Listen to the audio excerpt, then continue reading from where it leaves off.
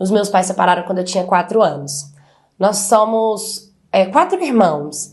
Todos já saíram de casa, já casaram, inclusive a minha irmã, que sempre foi uma segunda mãe para os nossos irmãos, nossa irmã mais velha.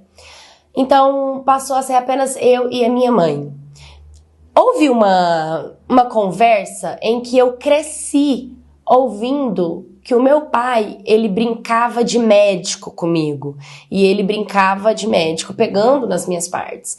E foi uma briga muito feia, porque minha mãe separou dele. E eu vou ser sincera, eu não sei se é porque eu era muito pequena, eu não lembro disso. Eu não lembro de nada disso.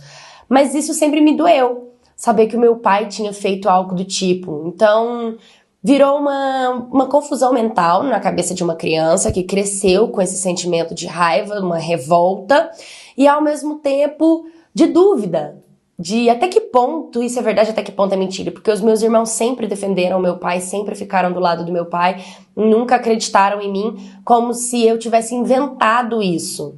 Mas enfim, o tempo foi passando, minha mãe conheceu o meu padrasto.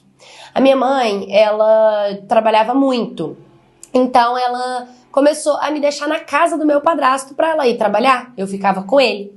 E foi aí onde começaram os abusos por parte dele. Eu tratava o meu padrasto que nem um pai, porque eu sempre amei ele como um pai, porque ele era legal, engraçado, sorridente, me dava presentes, me ajudava e bancava toda a nossa casa, bancava tudo que era nosso.